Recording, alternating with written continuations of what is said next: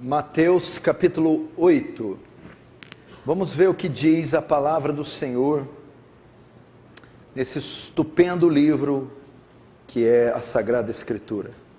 Mateus 8, verso 28 diz assim: tendo ele, Jesus, chegado a outra margem, a terra dos Gadarenos, vieram-lhe ao encontro dois endemoniados, saindo dentro dos sepulcros, de tal ponto furiosos que ninguém podia passar por aquele caminho.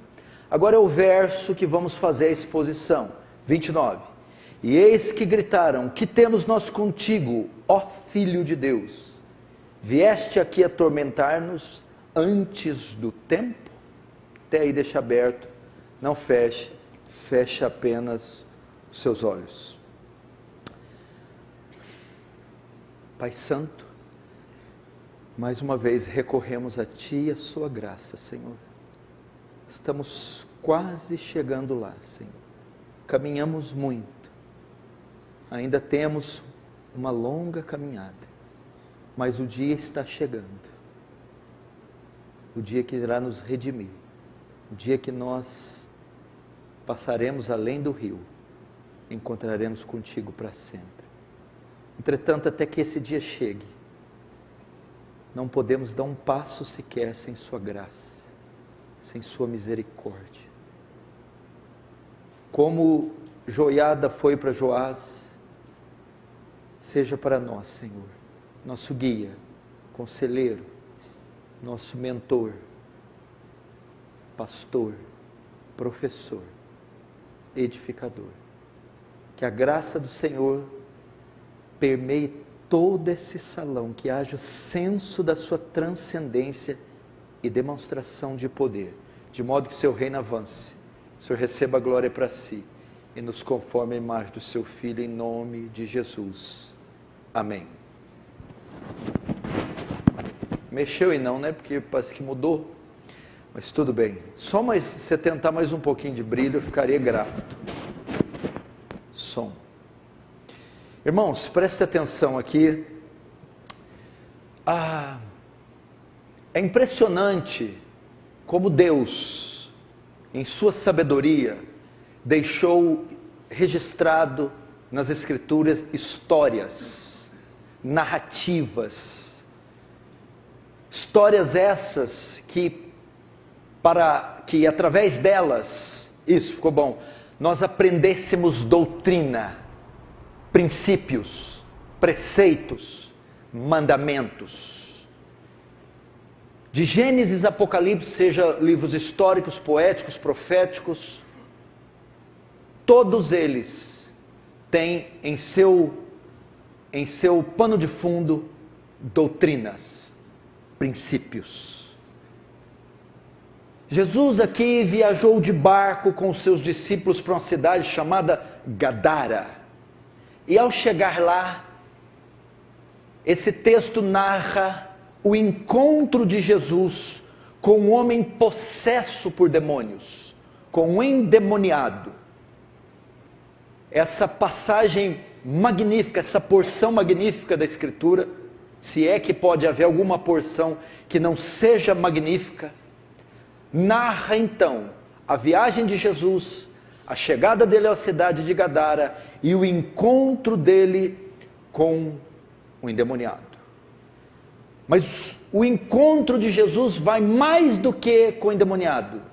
Na verdade, o texto narra o encontro de Jesus com o demônio. E ao perceber, e os demônios, ao perceberem que Jesus vai expulsá-los, fazem um discurso, e é sobre esse discurso, o discurso dos demônios, que eu vou falar. Portanto, o tema da minha mensagem é aprendendo com o demônio. Acredite se quiser, hoje o pai da mentira vai nos ensinar grandes verdades. Assim é a soberania de Deus. Até o pai da mentira, diante dos decretos divinos, tem que dizer a verdade. Você nunca pensou que o demônio poderia te ensinar a ser mais crente, pois esse vai te ensinar Então hoje nós vamos aprender com o demônio. O primeiro princípio que o demônio nos revela, nos ensina aqui, é a doutrina da separação. O demônio entendia sobre santificação. O demônio entendia sobre separação. Quando ele diz aqui no verso 29, eis que gritaram, que temos nós contigo? Que temos nós contigo? Leon Morris, no New Testament Commentary, ele diz, os demônios não veem um terreno comum entre eles e Jesus. Os demônios estavam dizendo assim, Jesus, o que você tem a ver conosco? Jesus, você é santo. Jesus, você é justo. Jesus, você é bom. Nós, porém, somos caídos, imundos, injustos. E não há parte no justo com o injusto. Não há parte em luz e trevas. Não há parte no bom com o mal. Não pode haver comunhão do bem com o mal. Os demônios aqui, meu irmão, sabiam fazer distinção entre luz e trevas. Os demônios sabiam que aquela ilha não podia ser dividida entre Jesus e eles, pois não pode haver comunhão entre luz e trevas. Entretanto, existem muitos crentes que não sabem fazer distinção de luz e trevas. Existem muitos pastores que não sabem fazer distinção entre o bem e o mal. Veja só, Ezequiel 22, 26, denuncia isso. Os seus sacerdotes violaram a minha lei e profanam minhas coisas santas. Olha só, eles não sabem fazer diferença entre o santo e o profano, nem discernem o impuro do puro. E essa era uma das razões do juízo sobre eles. 2 Coríntios 6,14, escrito para uma igreja com pano de fundo greco-romano, aquele dualismo grego, aquela libertinagem, onde essas igrejas da Ásia estavam plantadas. Paulo vai ensinar essa doutrina. Não vos ponhais em julgo desigual, 2 Coríntios 6, 14, 18. Não vos ponhais em julgo desigual com os incrédulos. Porquanto que sociedade pode haver entre a justiça e a iniquidade? Ou que comunhão da luz com as trevas? Que harmonia pode existir entre Cristo e o diabo? Ou que união pode haver do crente com o descrente? Que ligação há entre o santuário de Deus e os ídolos? Aí Paulo vai dizer a causa, vai dar o argumento porque a doutrina da separação. Nós somos santuários do Deus vivente. Como ele próprio disse, habitarei e andarei entre eles. Serei o seu Deus, eles serão o meu povo. Por isso, retirai-vos do meio dele. Separai-vos, diz o Senhor. Não toquei em coisas impuras. E eu vos receberei, serei vosso pai, e vós serei para mim filhos e filhas, diz o Senhor Todo-Poderoso. Doutrina da separação. Quando ele fala assim, não vos ponhais em um jugo desigual com os incrédulos. O que é jugo? Lembra do antigo carro de bois, a carroça de bois? Uma carroça guiada por 2 bois. E tinha uma peça de madeira no pescoço de cada boi, o jugo. Lembra? O que Paulo está dizendo aqui? Não coloque boi com cavalo. Não coloque cavalo com cabrito. Não coloque animais diferentes. Jugo desigual. Vai dar certo essa carruagem? Vai se conduzir bem? Se colocar uma vaca e um tigre? Se colocar um boi e um cavalo? O que Paulo está dizendo aqui? De um lado do jugo está um crente, do outro lado não pode estar um descrente. De um lado do jugo está luz, do outro lado não pode estar trevas. Não se ponhais em jugo desigual. Não se submeta à mentalidade desse mundo, aos pensamentos desse mundo. Não siga os conceitos desse mundo. É isso que o demônio está... Que nós temos contigo. O Senhor não tem nada a ver conosco.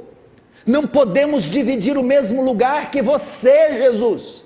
O Senhor não pode estar aqui. Representamos trevas. O Senhor representa luz. Irmãos, você precisa ter essa mentalidade. Não frequentamos os mesmos ambientes dos ímpios. Não temos a mesma linha de raciocínio deles. Nós nos... Separação, meu irmão, santidade do hebraico kadosh e do grego hagios, cortado, colocado à parte, separado, cortado do mundo do pecado, separado, consagrado a Deus. Esse termo, um dos lugares que era usado, era numa pedreira, quando se extraíra de uma rocha, uma pedra, cortava-se a pedra da rocha da pedreira e colocava ela à parte, tirava pedras da rocha e colocava à parte, mas ninguém coloca a pedra, retira, coloca à parte para ela ficar lá. Ela é destinada para um uso específico. Deus nos cortou, nos separou desse mundo, para uso exclusivo dele. Isso é um dos significados de ser santo. O demônio entendia isso. Nós temos que zelar pela pureza da igreja. Malaquias 3,18, então vereis outra vez a diferença entre o justo e o ímpio, entre o que serve a Deus e o que não serve. Deus, quando se levanta dos altos céus e olha cá para a terra, ele vê diferença entre o justo e o ímpio. Há uma diferença entre o que não serve e o que serve. Você na repartição do seu trabalho, na sala de aula, você entra na vizinhança, no comércio, quando está assinando seus papéis, quando está sozinho num quarto de hotel, quando está 2 da manhã na frente da TV, da internet, você é distinto, separado. Você usa seu corpo como outdoor de sensualidade, você preserva ele para o seu marido e para o seu Senhor. A sua boca sai em palavras torpes, indecorosas, impuras, imundas, ou são palavras que edificam? Como é que é o seu comportamento? Sua mente, seus pensamentos, são pensamentos puros? Ou é uma fossa de iniquidade? Separação, meu irmão. Precisamos aprender. Esse é o primeiro princípio que o demônio ensina. Segundo, o demônio revela a divindade de Jesus. Veja só, 29. Eis que gritar, que tem nós contigo, ó Filho de Deus. Na tradução revista e corrigida diz, Jesus, o Filho de Deus. O que temos nós contigo? Jesus, o Filho de Deus. Irmãos, quantos não conhecem a Jesus? O demônio era perito em cristologia. Muitos têm a Jesus como um profeta, um curandeiro, uma personalidade histórica. Não, ele é o Filho de Deus. Em Atos 19:15, você vê novamente o demônio fazendo uma afirmação de Jesus. Os 7 filhos do sacerdote Seva vão expulsar um demônio. O demônio dá uma surra deles e não sai, você sabe da história. Mas o demônio, quando eles chegam para expulsar, o demônio diz assim, peraí. Paulo eu sei quem é. Jesus eu conheço. O demônio disse para os 7, Paulo eu sei quem é. E Jesus eu conheço. Eu quero fazer uma pergunta aqui essa noite. Você conhece Jesus tanto quanto o demônio conhecia? O demônio não diz Jesus o profeta, Jesus como os fariseus o filho do carpinteiro, Jesus o nazareno. O demônio diz não, esse é Jesus o Messias, o Filho de Deus, o verbo encarnado. Eu sei quem é esse, eu já vi ele trafegar nos céus. Esse é o Messias prometido, o enviado de Deus, o Deus encarnado, o Salvador. Quantos homens não conhecem a Jesus? Quantos pastores não conhecem a Jesus? Quantos cristãos não conhecem a Jesus? O que é Jesus para você? O que é Jesus para um curandeiro? O objeto das suas bênçãos? Algum tipo de... O demônio não conhecia. Nos primeiros séculos, a batalha teológica foi pela cristologia. Alguns negavam a divindade de Jesus, outros negavam a humanidade de Jesus. Jesus, para ser Jesus, tem que ser 100% humano e 100% divino. Se falar Jesus é homem, está certo? Está certo. Se falar Jesus é Deus, está certo? Está certo também. E se falar que, o que acontecia nos primeiros séculos? Alguns, por exemplo, os gnósticos, eles criam nesse dualismo grego, que só o espírito é bom, que a matéria é má. Então tudo que é matéria é má, só o espírito que é bom. Se Deus é bom, então Deus só tem espírito, ele não pode ter corpo, porque corpo, matéria, é mau. Negavam então a natureza humana de Jesus, só reconhecia a divina. Pouco tempo depois veio um bispo de Alexandria chamado Ário, era o TJ da época. Não, Jesus não é Deus, ele é só homem. Negava uma das naturezas, negava a divindade, só confessava a humanidade. Os gnósticos, hereges, pois negavam a parte humana, só reconheciam a divina. Os arianos, o arianismo, herege, pois reconheciam só a humana e negavam a divina. Existiam outros que diziam assim, não, ele é humano e divino, mas é mais divino e menos humano. Tipo assim, é 70% humano e 100% divino. Também não. Outros diziam, não, ele é divino e humano, só que ele é mais humano do que divino. Também não.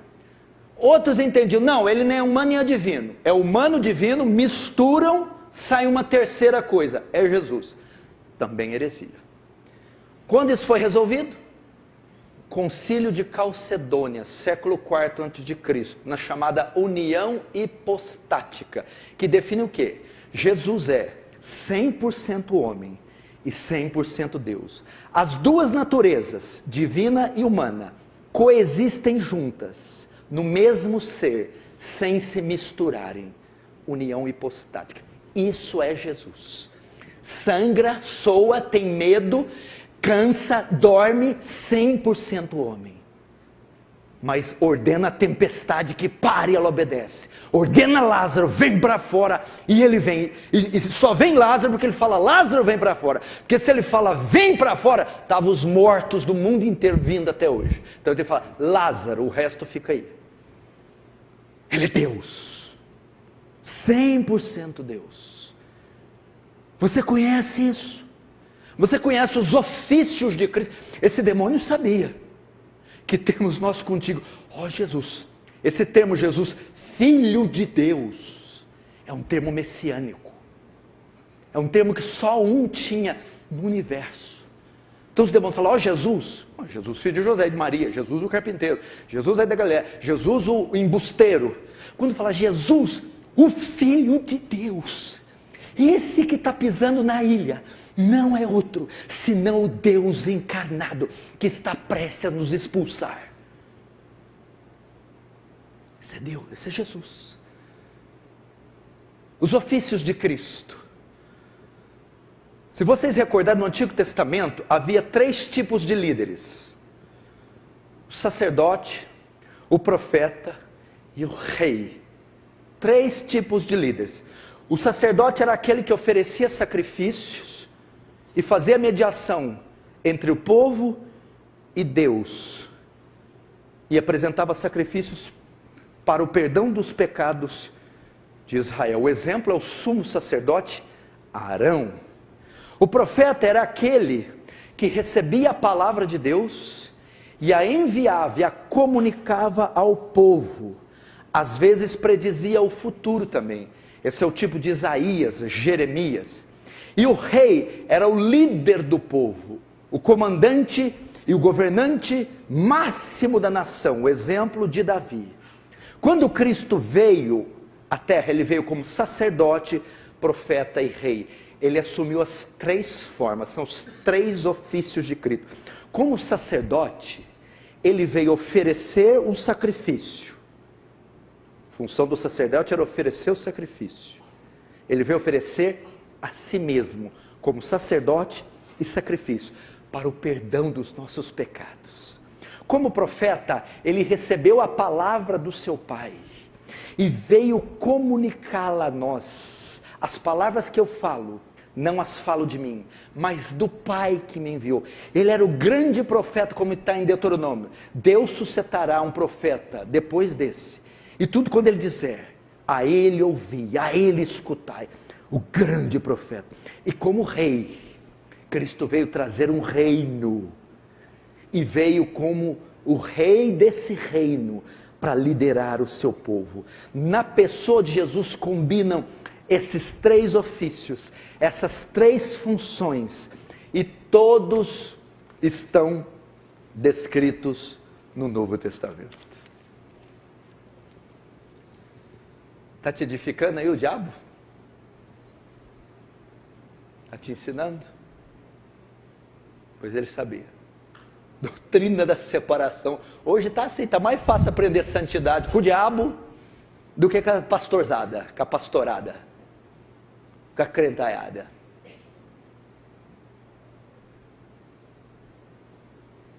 Terceiro, escute, o demônio revela o poder de Deus. O poder, ele revela a onipotência de Deus. Veja só, 29. Eis que gritaram, que temos nós contigo, ó Jesus, Filho de Deus, vieste aqui atormentar-nos. Olha só, que declaração. O demônio está revelando a majestade, a glória, o poder. É impressionante como nós duvidamos do poder de Deus muitas vezes. É impressionante como muitos crentes têm mais medo de Satanás, mais temor do diabo do que de Deus. Criaram no diabo uma figura imponente, é o chamado maniqueísmo gospel. Um herege dos séculos primeiros, maniqueu. O que ele ensinava? Que Deus e o diabo estão no mesmo pé de igualdade. É igual a queda de braço, lembra do Lincoln Falcão, personagem vivido pelo Sylvester Stallone em Falcão, campeão dos campeões. Ele é um lutador de queda de braço. Então o diabo e Jesus está assim, ora está o diabo, ora vai Jesus, aí Jesus e a gente torce, está aqui os anjos dali, aí Jesus ganha por pouco. Ufa, é assim. Então numa batalha tete a tete, e por frações de milésimos Deus ganha. Isso é maniqueísmo. Eu vou te dizer como é que é a luta espiritual. Deus está no seu trono, e o micróbio mais repugnante, do pior esgoto da face da terra, diante de Deus, é mais forte que o diabo. A Bíblia diz que para derrotar ele, ele não vai nem agir, é só o sopro da boca. Jesus vai fazer assim, ele vai desintegrar. E o demônio sabia disso, que Deus na sua categoria é inigualável, é invencível. Mas de onde o Senhor tirou isso? Como que ele revela o poder? Ao dizer, vieste nos atormentar. O demônio aqui está revelando 2 coisas. Primeiro, reconhecendo o seu limitado poder. Nós podemos ser atormentados. A palavra atormentar aqui tem um sentido literal de tortura em um exame judicial. Você está vindo nos esmagar, nos oprimir. Então ele está reconhecendo o seu limitado poder. E segundo, ele está reconhecendo a autoridade de Jesus. Porque ele está dizendo assim, eu posso ser atormentado por você, eu posso ser esmagado, eu posso ser derrotado. Você é mais poderoso do que nós. A ideia do diabo é assim: Jesus, nós temos poder, mas aquele que pisa nessa ilha tem todo o poder. O demônio, poderoso que é, tem poder, diante de Jesus, revelou a sua impotência, incapacidade, fraqueza, diante do seu ilimitado poder. Olha que coisa gloriosa. Eu tenho poder, mas ele tem todo o poder. Você acredita no poder de Deus como o diabo acreditava? Você reconhece o poder de Deus como Satanás reconheceu? Você sabia que esse Deus habita em você, é por você, então por que cargas d'água você tem tanto medo? Gênesis 17:1, a Bíblia diz: e disse Deus Todo-Poderoso a Abraão: Abraão, anda na minha presença e ser perfeito. A palavra Todo-Poderoso ali é do hebraico El Shaddai. A palavra onipotente, todo-poderoso, El Shaddai quer dizer todo poder, todo-poderoso, onipotente. A palavra onipotente vem do latim omnis, todo, mais potens, poderoso, todo-poderoso. Se refere ao atributo de poder infinito, ilimitado de Deus. Significa que Ele pode fazer tudo o que Ele determinou, e não há nenhuma força capaz de impedi-lo. Ele tem todo o poder.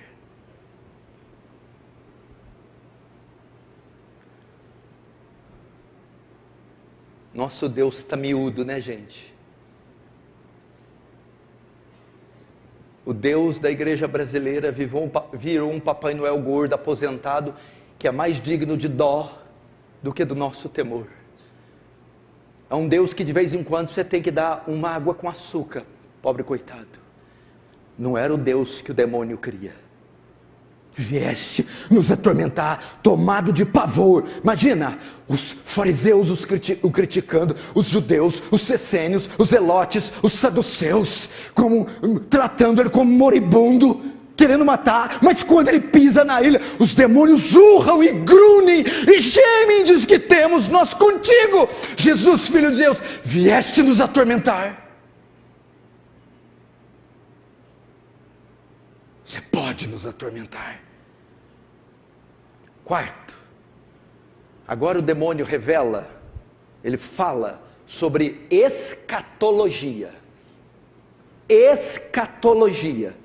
Veja só, verso 29. E eis que gritaram: que temos nós contigo, ó Filho de Deus? Vieste aqui atormentar-nos antes do tempo? Antes do tempo. Antes do tempo. O demônio cria em segunda vinda de Jesus, em arrebatamento, em juízo final.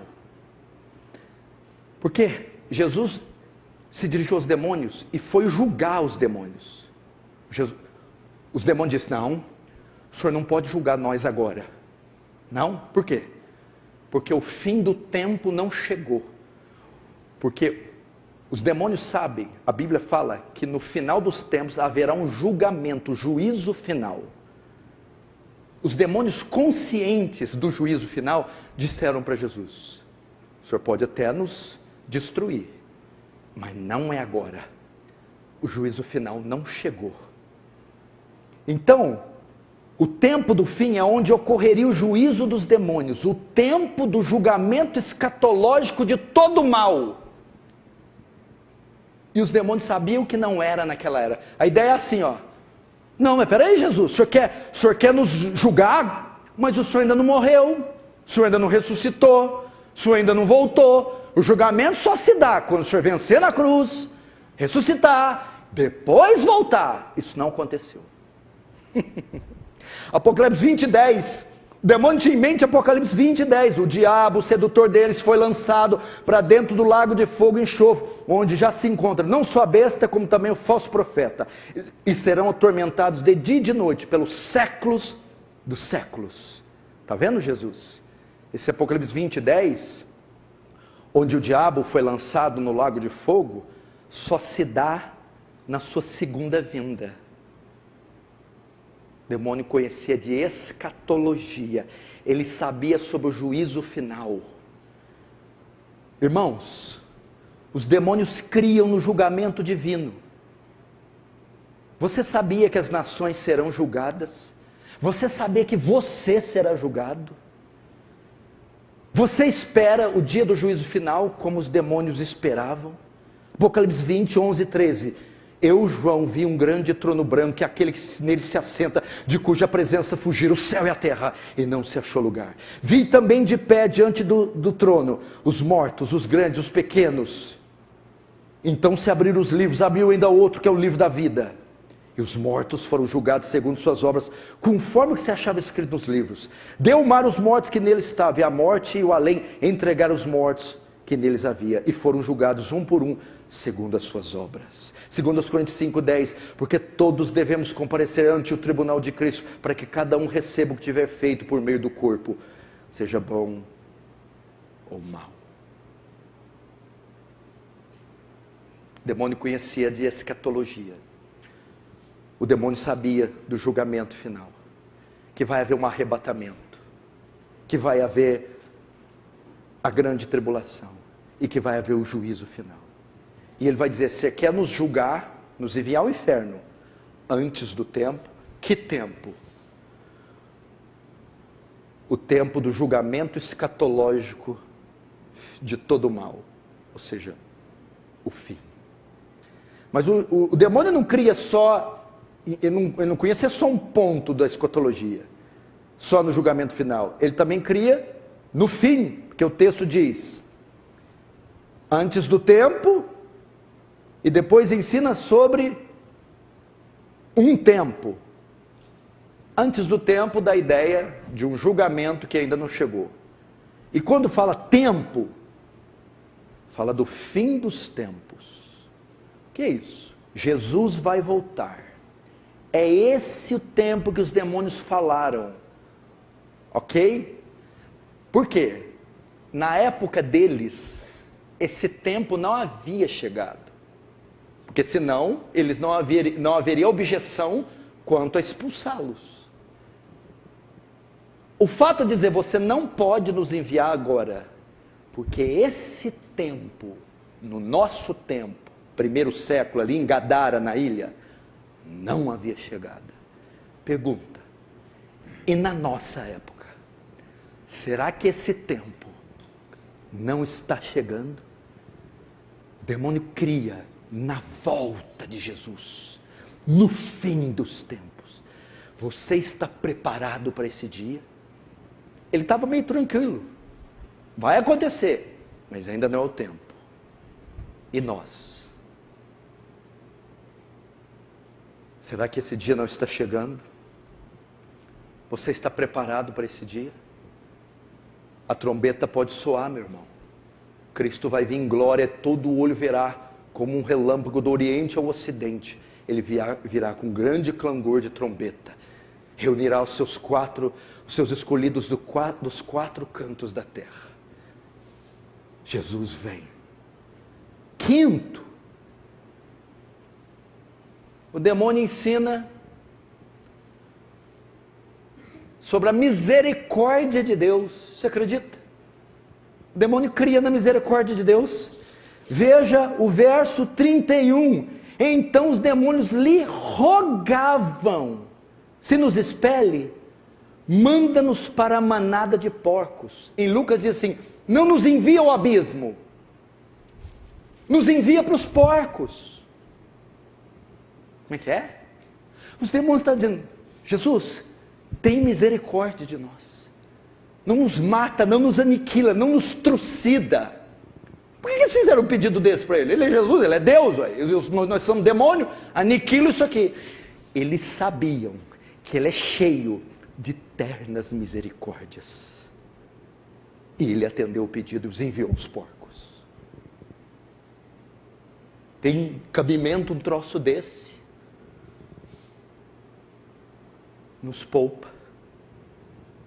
não acelera o juízo não. Manda a gente para os porcos. Você crê que Deus é misericordioso? Você crê que Deus refreia a sua ira? Você crê que Deus poupa você? Você crê que Deus não te dá o mal que você merece, misericórdia, e te dá o bem que você não merece, graça? O demônio sabia. E rogou. Não nos mande para o abismo. Nos envie para os porcos. Você clamou pela misericórdia de Deus esses dias? Você suplicou a Deus: eu pequei, eu errei, eu mereço a punição, eu estou sofrendo o castigo das minhas ações, eu estou sofrendo pelas minhas condutas, Senhor, mas tem misericórdia de mim e me poupa, Senhor. Pois ele pediu. Enfim,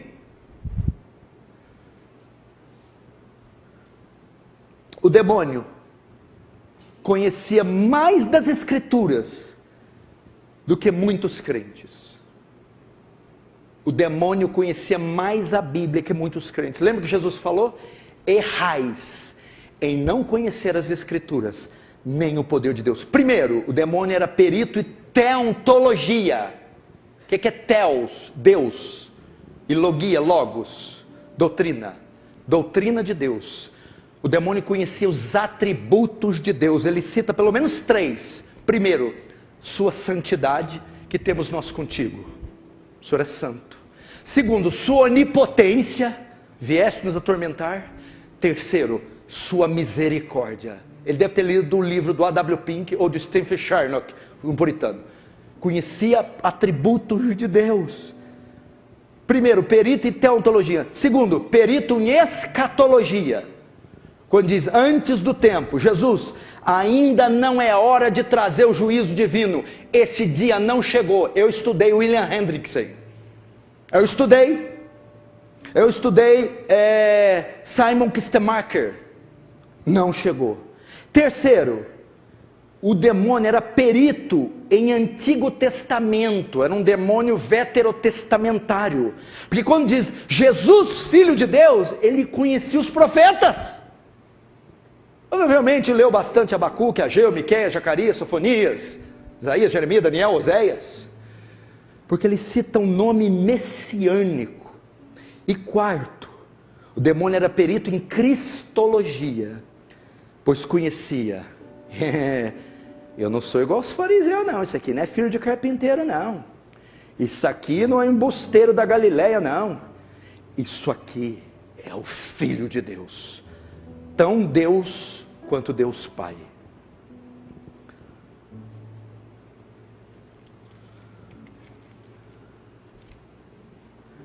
Essas são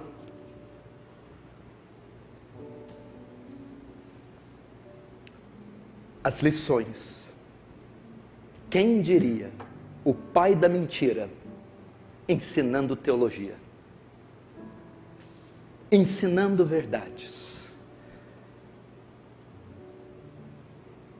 É o demônio mais cristocêntrico da Bíblia. Irmãos, tudo deve convergir. Porque veja só, aí que você tem que entender, né? Algumas pessoas rejeitam esse atributo, a soberania de Deus. Mas olha só, como que Deus não é soberano se Ele faz até o demônio proclamar a sua glória?